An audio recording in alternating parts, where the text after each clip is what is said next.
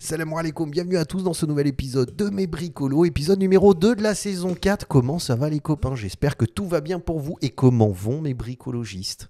Je viens prendre de vos nouvelles, aussi appelés mes bricologues. Alors pour ceux qui ne le savent pas, mes bricologistes, c'est comme ça que j'appelle mes abonnés. Et si vous ne le savez pas, c'est parce que vous n'êtes pas abonné vous-même. Donc c'est le moment de vous abonner les gars. Vous cliquez sur le petit bouton abonnement, sur la petite cloche, comme ça vous recevrez une notification à chaque fois que je publie un nouvel épisode de mes bricolos. Alors, mes bricologistes vous diront de toute façon, on a un rituel, c'est tous les mercredis à 17h GMT. Younes publie un nouvel épisode de Mes Bricolos et c'est là où on se retrouve pour commenter, discuter, échanger sur les dernières actualités du monde de la création, de l'innovation et du design. Mais aussi mes bricologistes vous diront que des fois il m'arrive de publier des épisodes un peu exclusifs en milieu de semaine, vers fin de semaine, je veux dire plutôt le samedi à 11h. Et il risque d'y en avoir un courant octobre, je vous en dis pas plus. Donc, tout ça pour vous dire que le meilleur moyen finalement de se tenir informé, c'est aussi de s'abonner, de cliquer sur la petite cloche et puis ça encourage le projet. C'est pas négligeable parce que je vous jure que Google, ils s'en foutent complètement d'un gars à Marrakech qui parle de design. Ça les intéresse pas du tout. Ils vont pas se dire ah tiens, tu vois. Et le seul moyen d'attirer leur attention, tu vois, c'est de dire ah ben tiens, il a pas mal d'abonnements, il a pas mal de commentaires, il a pas mal de petits pouces en l'air, donc on va s'intéresser à lui et on va suggérer son contenu à d'autres utilisateurs. Tu comprends ce que je veux dire? C'est comme ça que ça fonctionne, donc c'est un bon moyen aussi de soutenir le projet. Alors, il s'est passé bien évidemment plein de choses, mais une chose qui s'est passée dans le monde du design, pour ceux qui veulent voir autre chose et les commentaires que j'ai pu faire, regardez l'épisode précédent, l'épisode numéro 1, et vous verrez que c'est un peu plus sérieux, mais c'était important de le faire, mais bon. Ces épisodes de Mes Bricolos, c'est aussi d'aller de l'avant et de parler de ce qui nous passionne, à savoir le design. Il s'est passé un événement très attendu et qui généralement lance la nouvelle saison de Mes Bricolos. C'est, alors petit effet intermédiaire que j'ai rajouté pour qu'on sache que c'est la saison 4, c'est l'événement d'Apple, la keynote d'Apple qui a eu lieu hier et que j'ai pris le temps de regarder. Je me suis forcé à le regarder pour vous. Alors pourquoi je me dis, alors je pense que ça va être l'épisode de Mes Bricolos, je fais un point sur la dernière keynote d'Apple qui va être la plus courte. Parce que j'ai fait l'effort. Et quand je vous dis j'ai fait l'effort de le regarder, c'est que vraiment j'ai fait l'effort de le regarder. Parce qu'honnêtement, il ne s'est pas passé grand-chose. Je crois même que je me suis endormi vers la fin. Parce que tellement que c'était basique. Alors on s'y attendait un peu. C'est vrai qu'avec, je vais dire, le masque à réalité mixte qu'ils nous ont lancé dans la tronche, c'est le cas de le dire, et j'ai fait plein d'épisodes sur cette actualité justement, c'était début juin. Ils avaient déjà annoncé le gros produit. Donc on savait très bien qu'on allait parler de l'iPhone 15, on savait très bien qu'on allait parler de la 15 et 15 Pro et de l'Apple Watch. Mais effectivement, ça a été confirmé, donc c'est pas quelque chose dont on n'allait pas se dire ouais, ils vont nous sortir un One More Thing comme ils ont l'habitude de faire. On va parler de ce qui est prévu, c'est-à-dire l'iPhone 15 Pro, l'iPhone 15, l'Apple Watch série 9 et l'Apple Watch Ultra 2.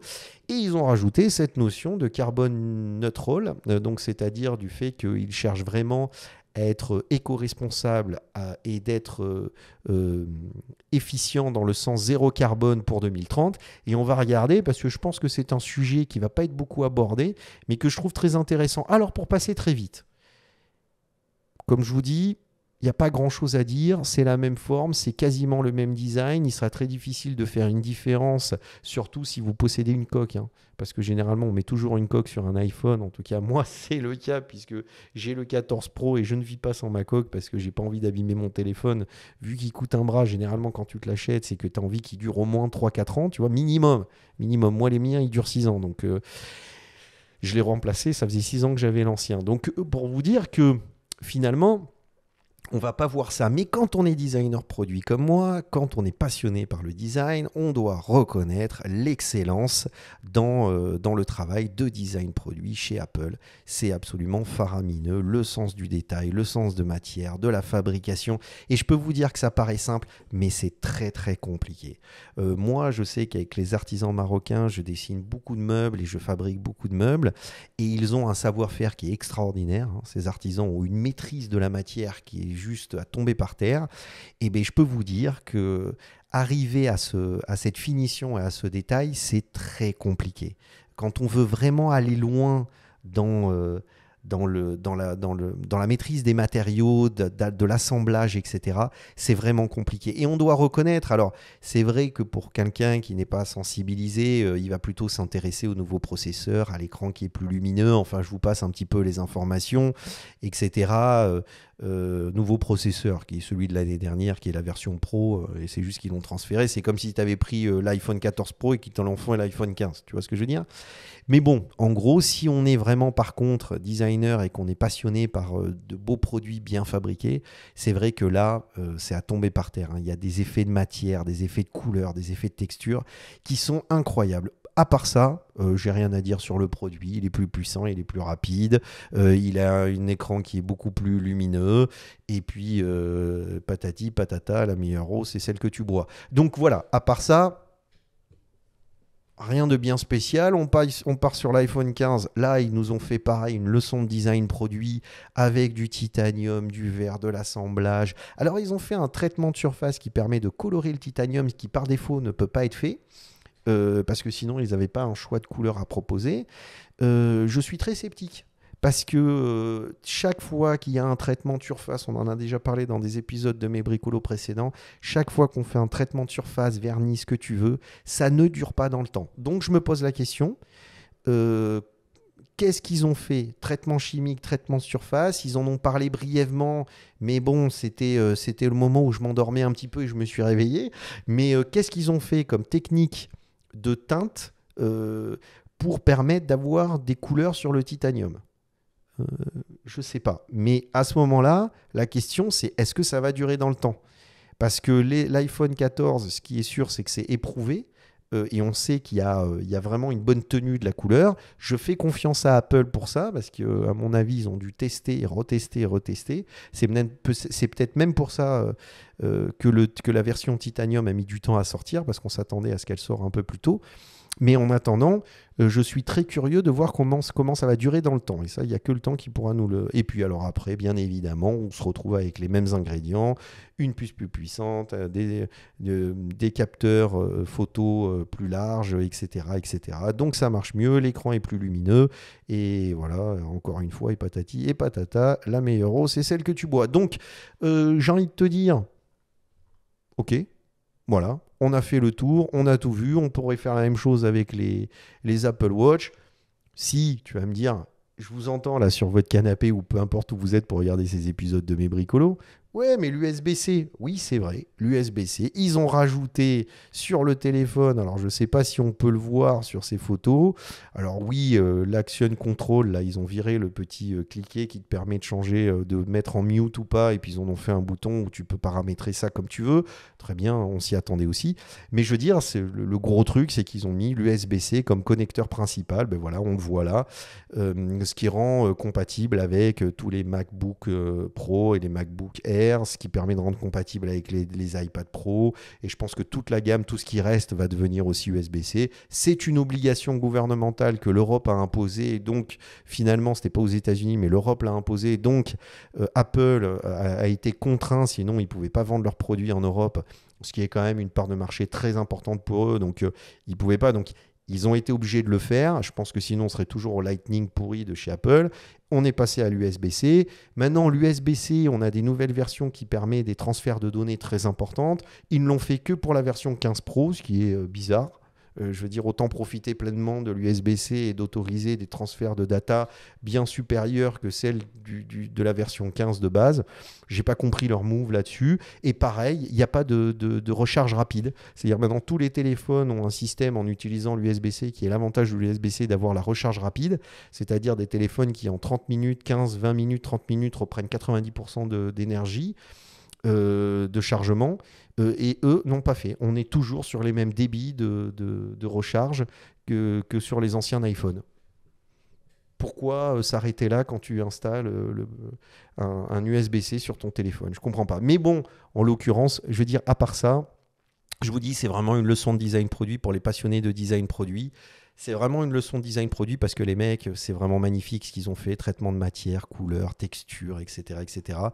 Et encore une fois, souvent, Apple lance une tendance.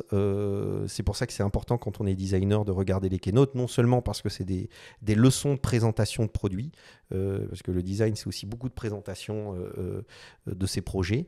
Donc c'est une leçon, on apprend énormément sur la façon dont on présente son produit, etc. Mais c'est aussi Apple est connu pour lancer des tendances. Et donc évidemment, quand on regarde les propositions d'Apple, ben finalement, on sait très bien qu'il va y avoir une tendance pour ce type de texture, de matériaux, etc.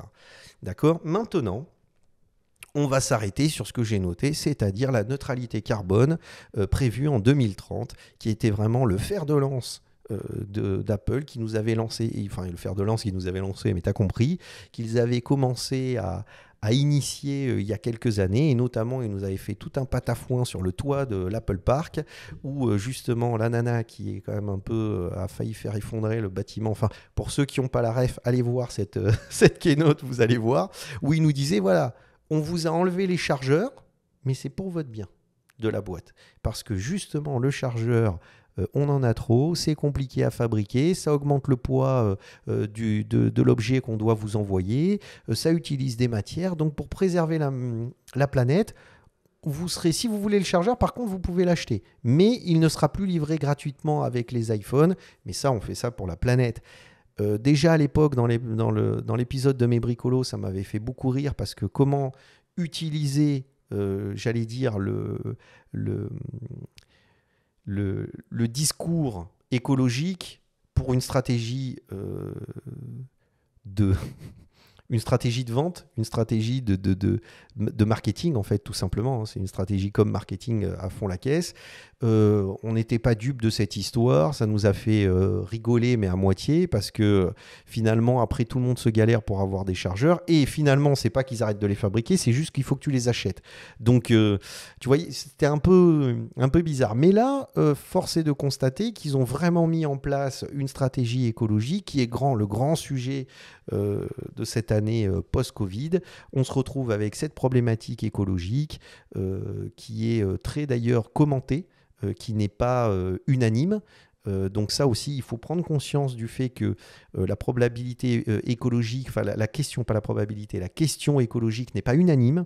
Il y a un gros débat qui est autour de cette logique. Maintenant, je pense qu'il faut faire preuve de bon sens, surtout quand on est designer et qu'on travaille avec des fabricants. Et l'économie de matière, l'utilisation de matières qui ne sont pas toxiques est important. Voilà, je pense qu'aujourd'hui, on ne peut pas ne pas avoir cette logique-là, il faut faire attention, mais ça, c'est de l'ordre du bon sens, d'accord ? On fait le tri, etc. Mais là, force est de constater qu'Apple a un bon move, c'est-à-dire d'aller vers du recyclage 100%, et notamment, par exemple, aujourd'hui, voilà, c'est ce qu'ils expliquent, c'est que l'Apple Watch est recyclé à quasiment 100%, et que l'électricité que tu consommes pour la charger est aussi, elle, transférée pour planter de nouveaux arbres. Donc il y a toute une logique, tout a été mis en place. Je vous conseille d'aller voir le site internet. Et je trouve que c'est intéressant parce que ça montre qu'il est possible d'avoir une logique écologique dans une entreprise de taille. Et aujourd'hui, pour tous ceux qui sont des entreprises quelles qu'elles soient, elles peuvent mettre en place très tôt une logique d'économie de matière et d'intelligence de production qui permettrait en fait d'éviter d'avoir trop de rejets ou trop de pertes. Chose qui n'est pas vraiment une considération pour certaines grosses entreprises internationales. D'accord ? Vous voyez ce que je veux dire ? Désolé pour le bruit, hein, c'est le micro qui a bougé. Donc voilà, donc c'est intéressant de voir ce qu'ils ont fait et l'action qu'ils ont eue. Alors maintenant, moi je suis toujours très sceptique parce que combien de marques utilisent l'écologie pour des fins de com et de marketing et au final ne le sont pas du tout. Et c'est pour ça qu'ils nous ont fait cette petite vidéo. Je ne vais pas vous mettre le son, ça ne sert à rien, mais je vous encourage à aller voir cette vidéo qui est assez rigolote mais qui m'a mis mal à l'aise en fait, tout simplement, parce qu'ils ont présenté fait une réunion. Donc là, on est typique. Hein. Moi, ça m'est déjà arrivé d'être dans ce genre de réunion avec tout le comité, tous les différents départements, le CEO, etc. Donc tu te retrouves en face d'une vingtaine de personnes, ce qui est très désagréable parce que tout le monde donne son avis, mais pas pour le projet, pour se positionner face aux différents départements. Donc ça m'est déjà arrivé. Et là, donc, ça me rappelle des souvenirs qui ne sont pas terribles. Et ceux qui ont bossé dans le design ou ailleurs savent exactement de quoi je parle. Mais sauf que la réunion, c'est qu'ils doivent rendre des comptes à Mère Nature. Et Mère Nature, c'est cette super actrice que j'aime beaucoup au demeurant, qu'on voit arriver là, qui s'assoit. Et donc, c'est elle qui joue le rôle de Mère Nature. Et ça, je trouve ça assez gênant. Je trouve ça assez malaisant, comme disent les Junes, parce que, même si c'est pas du français, parce qu'en fait, si vous voulez, d'une certaine façon, c'est qu'ils utilisent la nature comme étant le seul, la, la- la seule entité à qui il faut rendre des comptes. D'accord ? Et que nous sommes que des consommateurs. Moi, j'aurais préféré que, justement, ils rendent des comptes à leurs consommateurs en disant non, non, mais écoutez, les gars, voilà, et que ça nous positionne comme étant justement les personnes qui sont à la fois le pourquoi on fait l'objet, mais aussi qui sont ceux qui sont responsables, tu vois, et pas à l'inverse. Maintenant, je trouve ça amusant. Je ne sais pas trop quoi en penser, mais j'étais pas forcément à l'aise, et notamment par rapport à ce qui est dit. Alors, ce qui est très intéressant, c'est que cette jeune dame qui doit être, je sais pas, peut-être une secrétaire, puisque elle n'a pas le droit de s'asseoir, tu vois, elle est debout. Dans son dos, elle tient un arbre qui n'a pas été très bien entretenu par Apple. Tu sais, une petite peau, on l'a vu au début. Elle le cache à Mère Nature parce que en fait, ça veut dire qu'Apple n'a pas très bien pris soin de cette plante. Donc, bon, je vous laisse aller voir cet épisode, pas cet épisode, cette vidéo, et on se retrouve justement, petit effet spéciaux. Ce sont des effets spéciaux. Et on se retrouve justement dans les commentaires pour me donner votre avis. Qu'est-ce que vous pensez de cette keynote ? Est-ce que pour vous, comme moi, si vous l'avez regardé, vous êtes endormi devant ? Est-ce que vous trouvez aussi que c'est hyper intéressant de voir un petit peu l'excellence du design dans la logique de produit chez Apple et notamment matière couleur ? Comment vous trouvez ces nouveaux téléphones ? Et notamment cette vidéo avec Mère Nature, qu'est-ce que vous en pensez ? Allez la voir et puis après vous revenez dans cet épisode et puis vous me commentez tout ça. Et nous on se retrouve la semaine prochaine pour un nouvel épisode de Mes Bricolos. Allez, pslama à tous et à la semaine prochaine. Bye bye. Et attendez, je vous laisse avec des épisodes. Je vais quand même pas terminer cet épisode sans faire mon geste préféré avec ces épisodes qui s'ouvrent à gauche à droite. Allez, pslama à tous. Bye bye.